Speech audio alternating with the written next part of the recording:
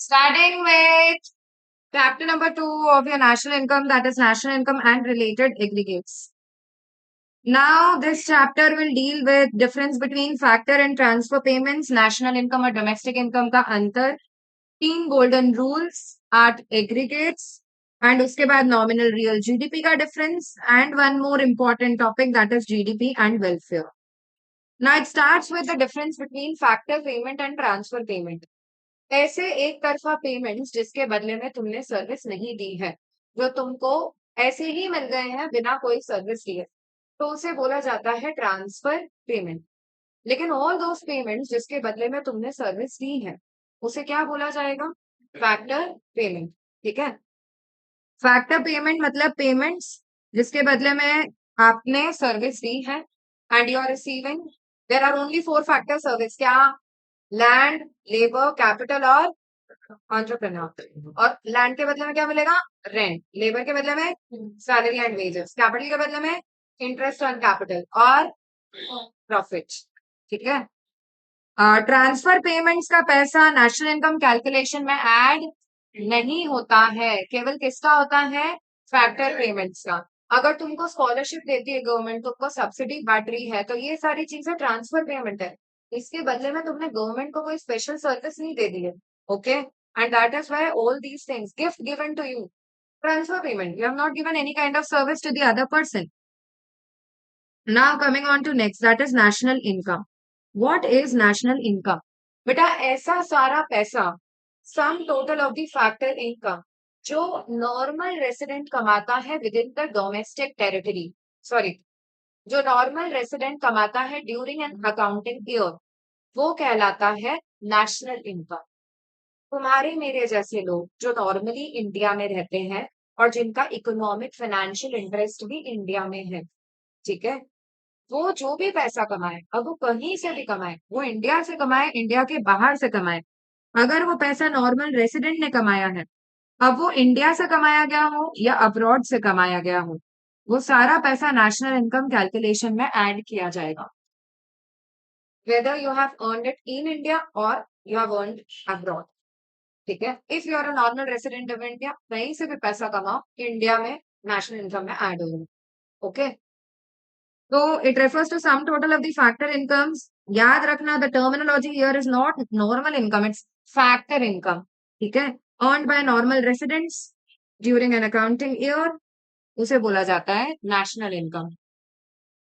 अब बच्चा इसमें इंपॉर्टेंट टर्मिनोलॉजी है, नॉर्मल रेसिडेंट। नॉर्मल रेसिडेंट कौन होता है? A person who normally resides in India और जिसका फाइनेंशियल या इकोनॉमिक इंटरेस्ट कहाँ है?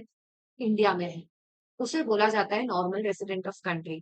अगर आप 1 साल से ज्यादा उसी कंट्री में रहते हो और आपका इकोनॉमिक या फाइनेंशियल इंटरेस्ट भी उसी कंट्री में है, आप वहीं से कमाते हो, आप वहीं अपना लाइवलीहुड बिताते हो, तो वो कहलाता है नॉर्मल रेसिडेंट। ठीक है, अब नॉर्मल रेसिडेंट में कौन कौन आएगा? सबसे पहला पॉइंट तुमको देके रखा है, citizen of a country who normally resides, sorry, who normally resides in a country and whose economic interest lies in the country, जिसका इकोनॉमिक इंटरेस्ट भी आपकी कंट्री में है, वो आपकी कंट्री से पैसे कमा रहा है, वो आपकी कंट्री का नॉर्मल रेसिडेंट है। लेकिन अगर कोई बाहर का citizen, citizen of other country, who lives in our country for a period beyond 1 year, जो हमारी कंट्री में अब 1 साल से ज्यादा रह रहा है और उसका अब इकोनॉमिक इंटरेस्ट हमारी कंट्री में है, तो ऐसी सिचुएशन में अब वो उस कंट्री का रेसिडेंट ना होगा, हमारी कंट्री का रेसिडेंट बन गया है। बेटा residential status is very much different from nationality. Nationality मतलब कहाँ आपने जन्म लिया है। ओके, तो you will always be national of India because you are born in India. Okay, लेकिन रेसिडेंशियल स्टेटस आप कहाँ कितनी देर रह रहे हो, कितने दिन रह रहे हो, उससे डिसाइड होता है हमेशा।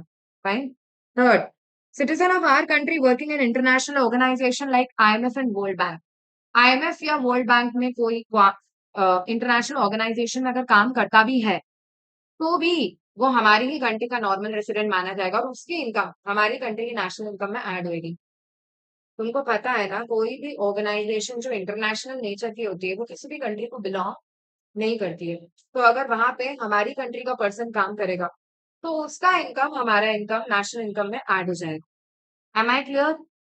ठीक है, तो अगर हमारी कंट्री का सिटीजन इंटरनेशनल ऑर्गेनाइजेशन में काम करेगा, उसका इनकम कहाँ ऐड होगा फिर, कौन सी कंट्री में? वो हमारी कंट्री का सिटीजन है तो हमारी कंट्री के नेशनल इनकम में ऐड होगा। Am I clear?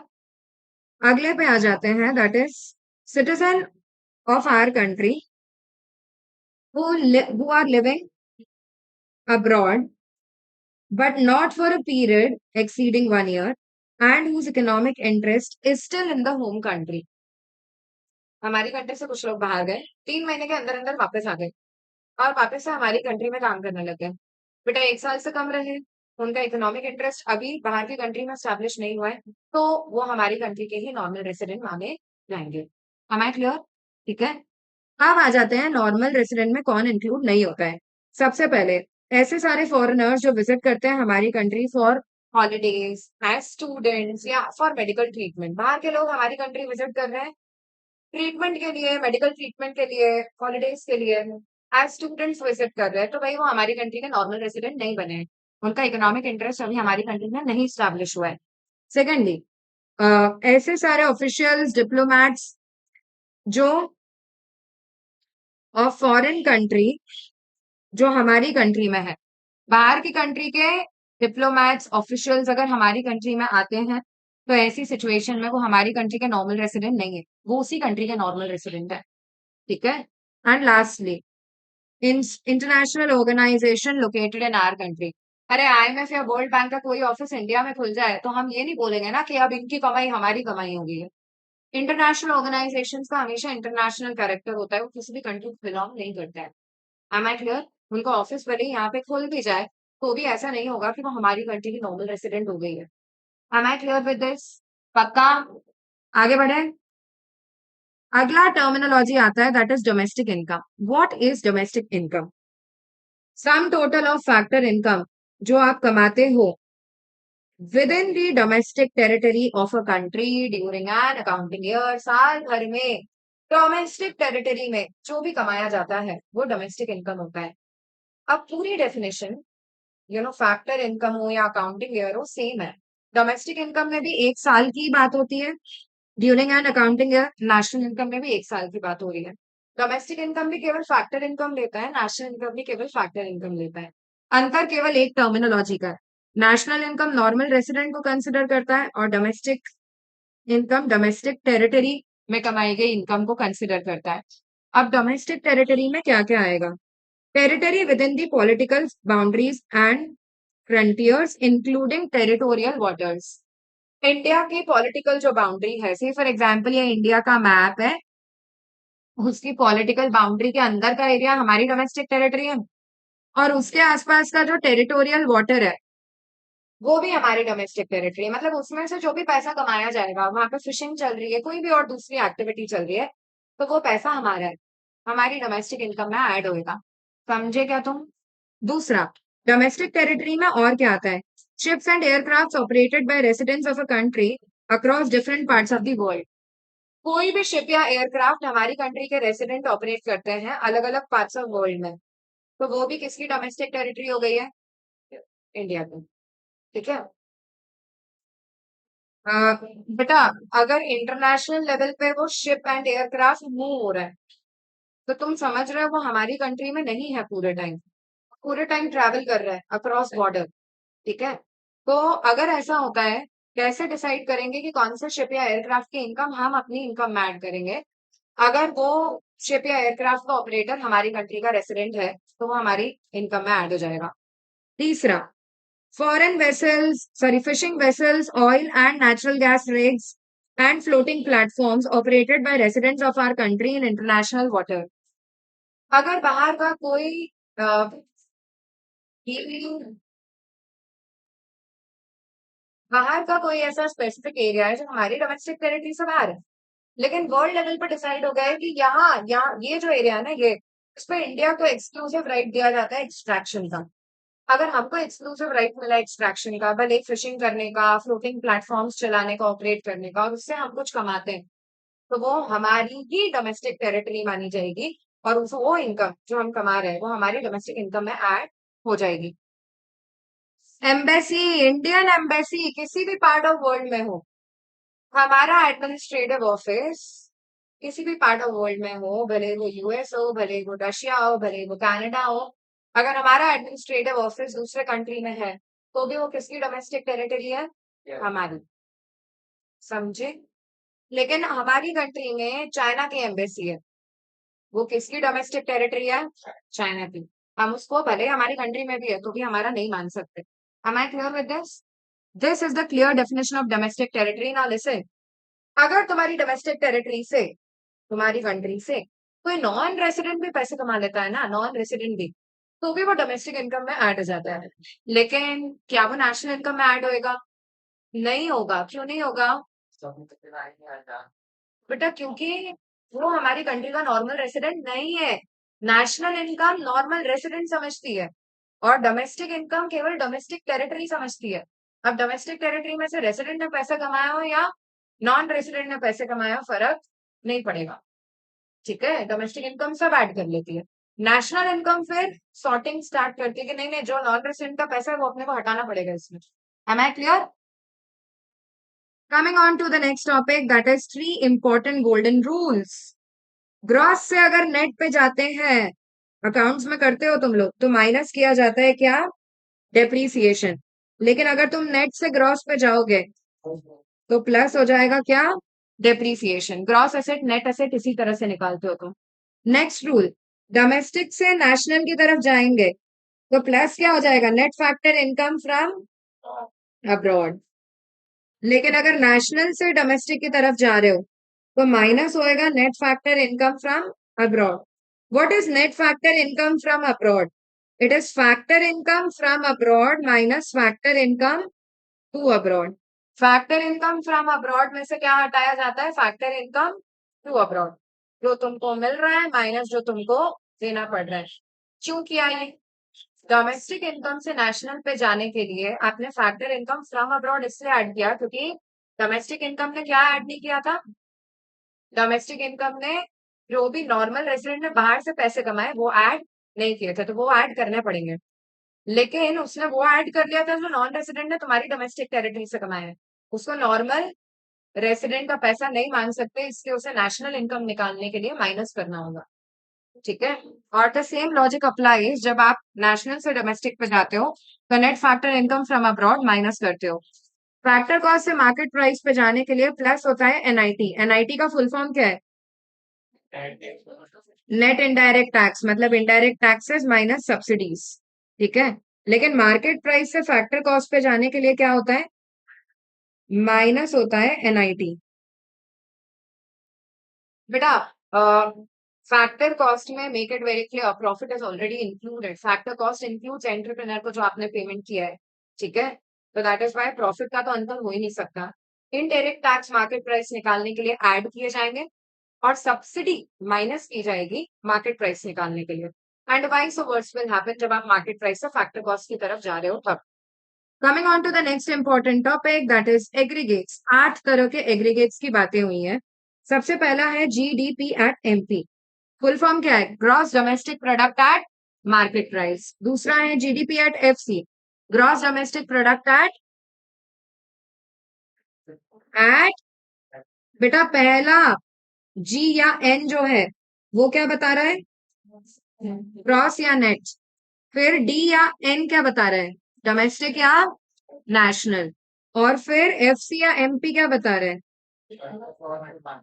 Factor cost या मार्केट प्राइस। तो दूसरा है gross domestic product at factor cost. फिर जीएनपी क्या है? Gross national product at market price. फिर जीएनपी एट एफसी क्या है? Gross national product at factor cost. फिर एनडीपी एट एमपी क्या है? Net domestic product at market price. फिर एनडीपी एट एफसी क्या है? Net domestic product at factor cost. किसका पर्यायवाची है NDP at FC? Domestic income. तुमको अगर बोले क्वेश्चन डोमेस्टिक इनकम निकाल के दो तो एग्रीगेट के टर्म्स में it is NDP at FC.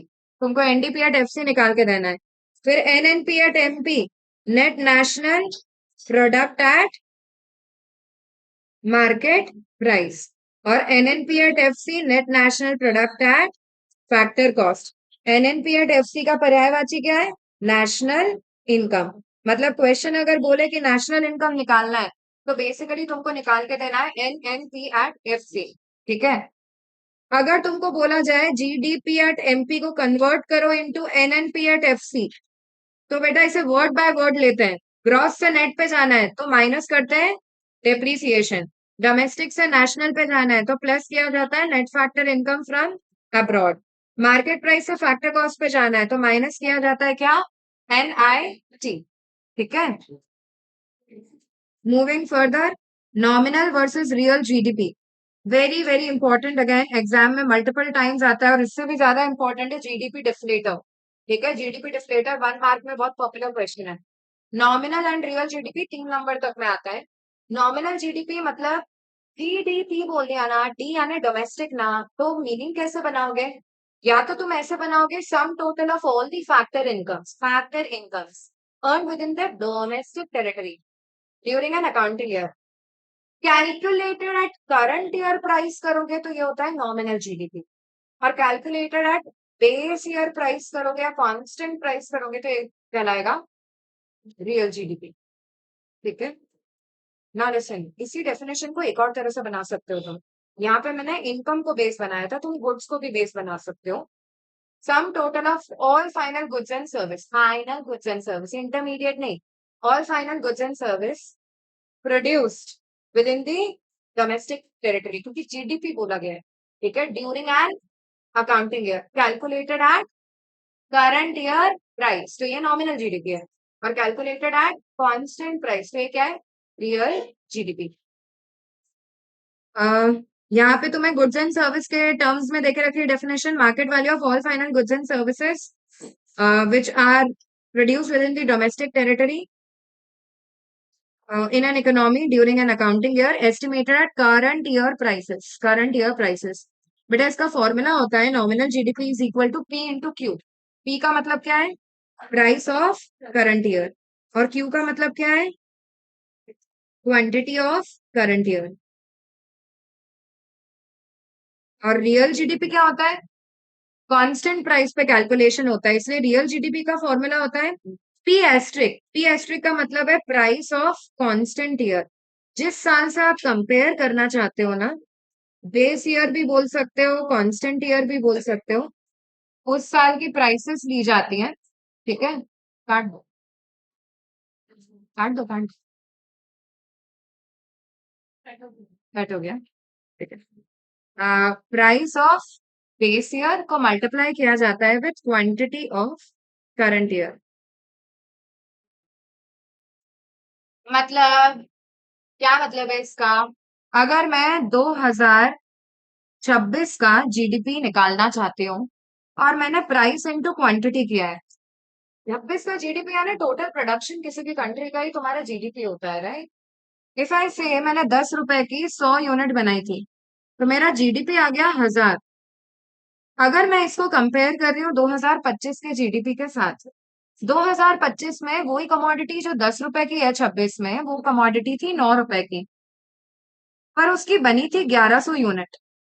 तो 9 इंटू 1100 करूंगी मैं, तो 2025 का जीडीपी आ रहा है 9 into 1100, 9900। If I see it that way कि मैं डायरेक्टली अमाउंट से कंपेयर करूं, तो यहाँ पे आ जाता है, सॉरी यहाँ पे मैं ले लेती हूँ 110 यूनिट, तो यहाँ पे आ जाता है 990 रुपए का प्रोडक्शन हुआ है 25 में।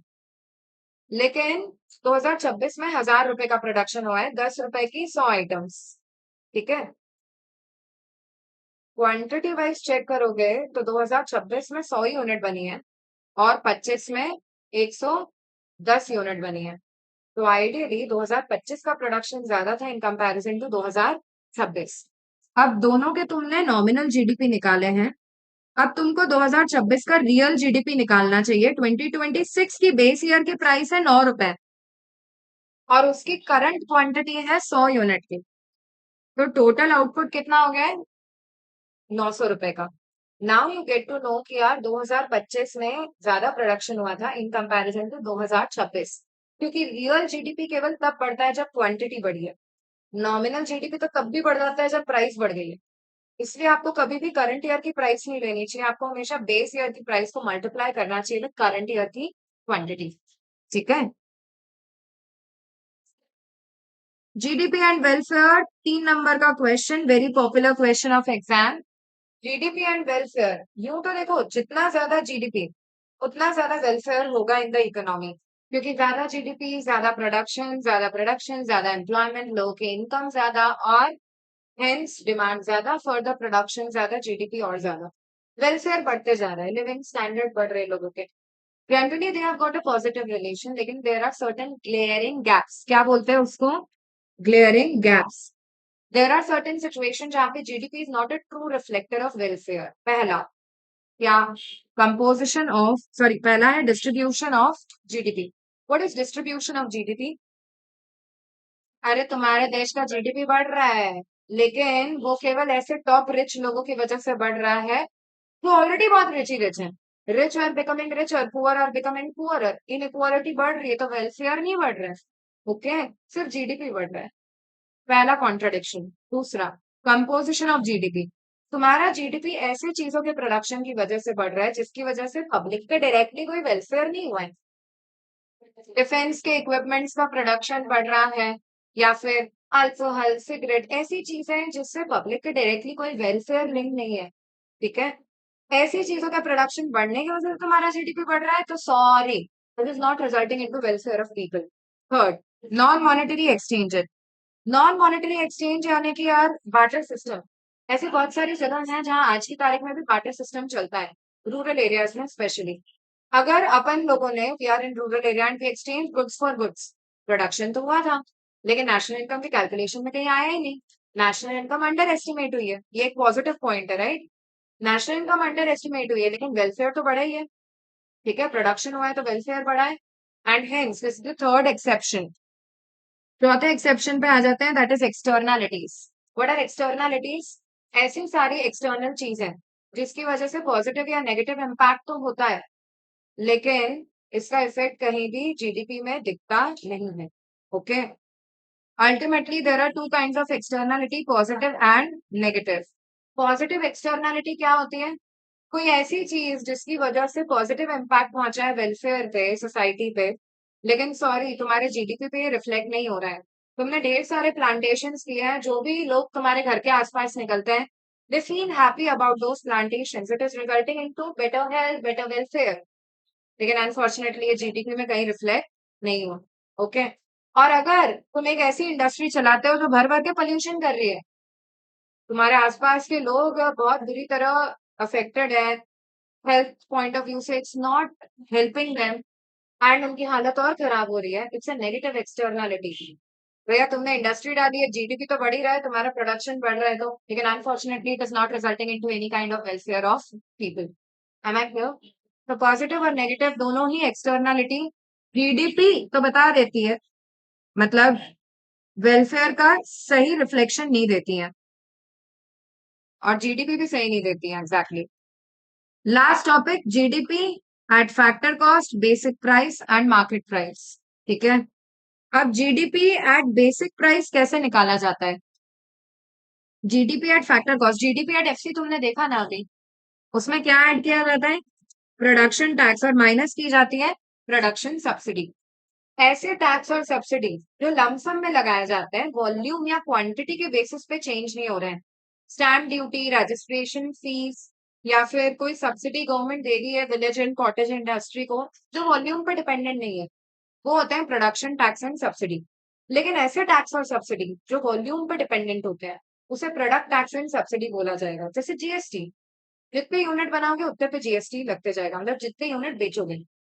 ओके, या फिर फूड की सब्सिडी, फर्टिलाइजर की सब्सिडी, जितना खरीदोगे क्वांटिटी उतने पे सब्सिडी दे देंगे। ओके, लमसम में नहीं है, क्वांटिटी के बेसिस पे चेंज हो रहा है। अब अगर तुम्हें जीडीपी एट मार्केट प्राइस निकालना है, तो जीडीपी एट बेसिक प्राइस में क्या ऐड किया जाता है? प्रोडक्ट टैक्स, और क्या माइनस किया जाता है? Product subsidy.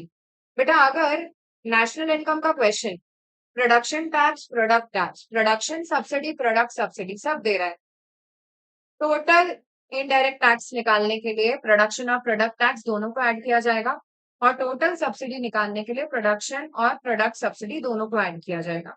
M I clear with this? इसके साथ ये चैप्टर होता है खत्म।